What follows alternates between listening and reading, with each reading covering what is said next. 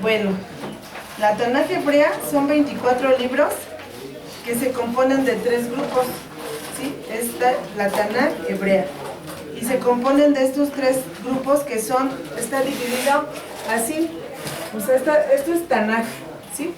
Y son 24 libros esto.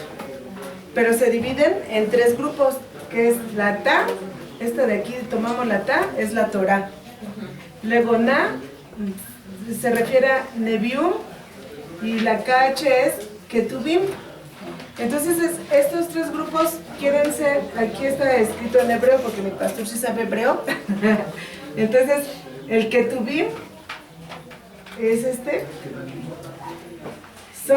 están en la Septuaginta, y es el Grapai, Aglai, son las escrituras santas y son 11, ¿sí? El Ketuvim. Y luego tenemos el Nevim, de la Tanaj. El otro grupo son los profetas y corresponden a 8 libros. Son los primeros profetas y los postreros profetas, que son los Dedim, Rishonim, y los Nevim, Aharonim. Y en la Torah, que es de aquí, la tomamos, es la instrucción, es el precepto, la ley, y se refiere al Pentateuco. Entonces, esta es la Tanaj hebrea, 24 libros que se componen de 3 grupos, y está dividido en Torah, Nevium y Ketuvim.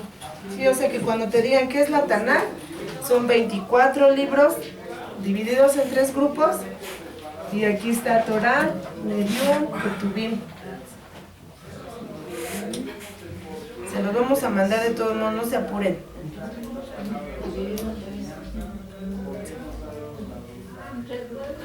¿Sí? La Tanaj hebrea son 24 libros, dividido en 3 grupos, que es la Torah, el Nevium, el Ketuvim, que si alguien supiera hebreo lo dijera mejor que yo. ¿Sí? Bueno. Y esta Biblia hebrea, ¿sí?, que es la Tanaj, Tanaj, que es el Antiguo Testamento, sería el Antiguo Testamento.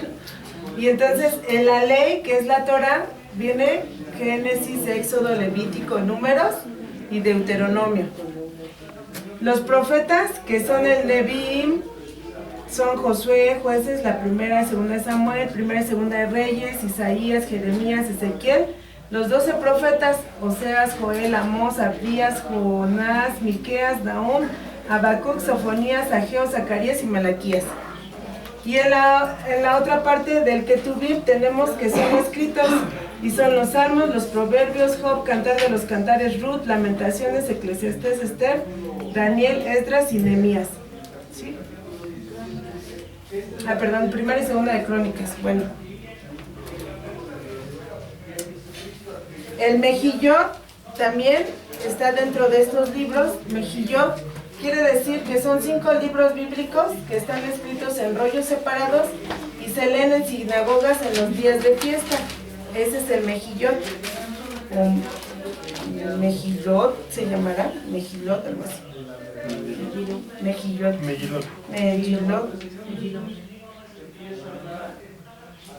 Bueno, también la Biblia hebrea tiene otros libros como el Talmud, y el Talmud es instrucción, es enseñanza, y es una obra que reconoce principalmente las discusiones rabínicas sobre sobre las leyes judías, las tradiciones, las costumbres, las narraciones y dichos, las parábolas, historias.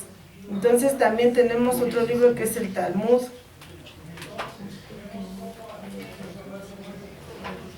Bueno, además en conjunto la Biblia contiene, ¿qué encontramos en la Biblia? ¿Qué géneros encontramos? Los históricos, los parabólicos, los metafóricos, los proféticos, los poéticos, los narrativos, los apocalípticos.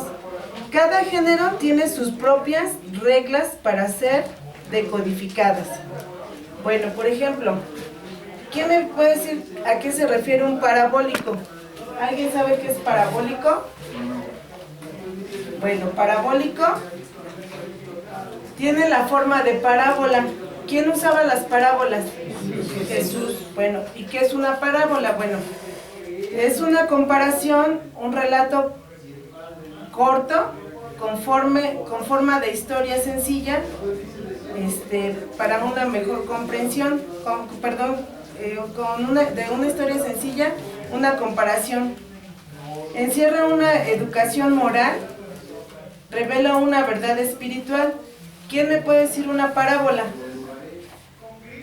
La del sembrador. Ajá. La de los talentos. Otra parábola. Las 10 vírgenes.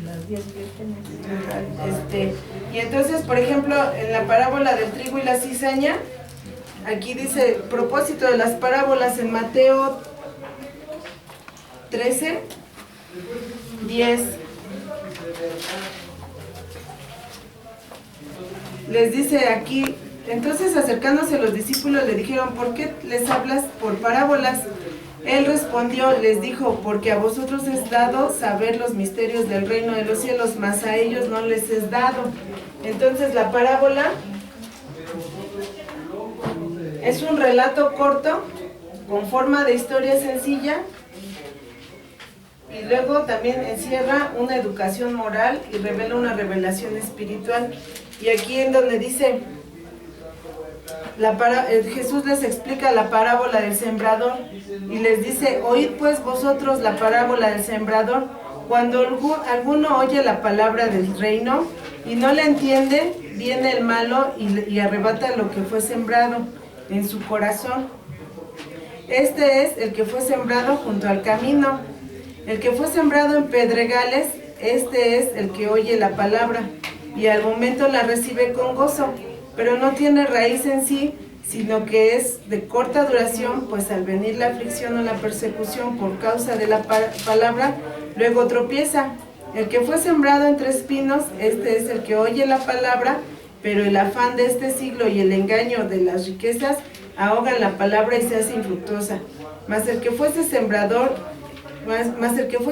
en buena tierra, este es el que oye y entiende la palabra y da fruto y produce a 100, a 70 y 30 por uno.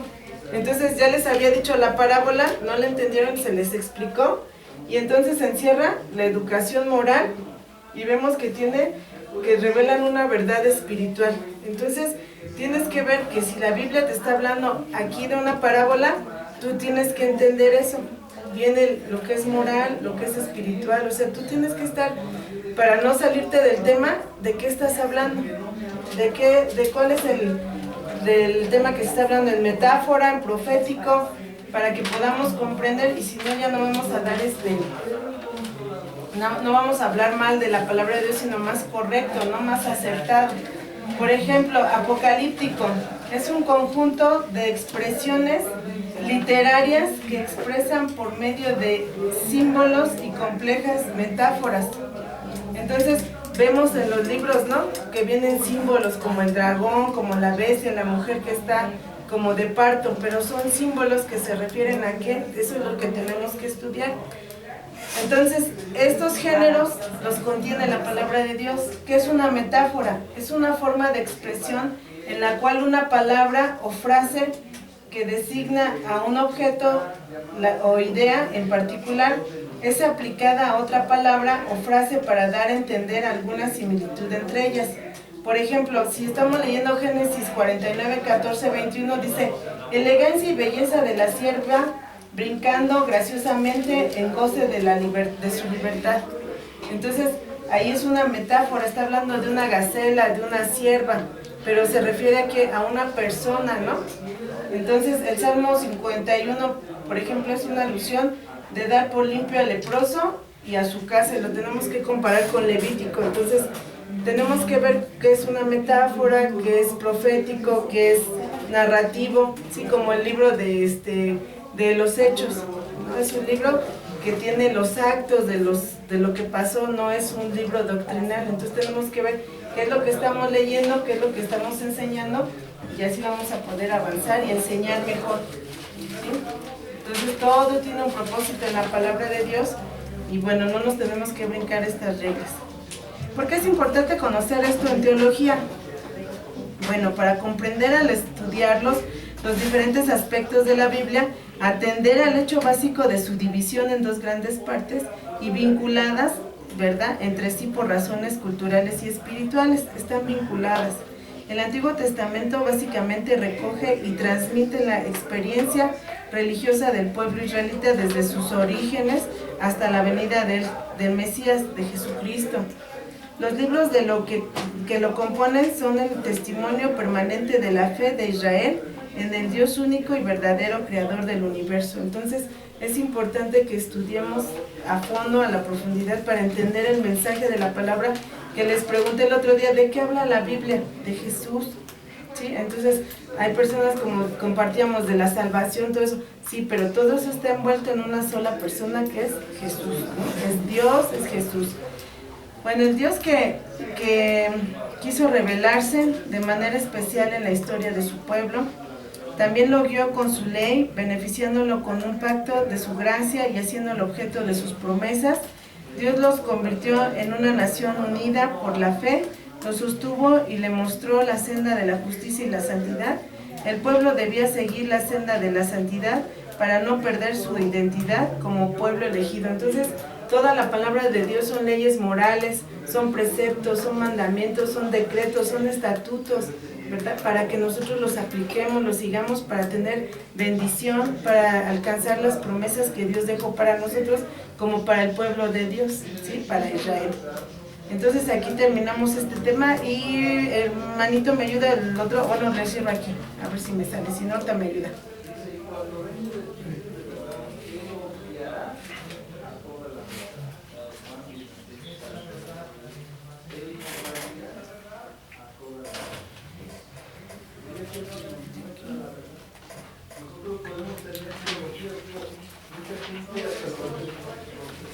A ver, para que me le cierre, ven, Luisito.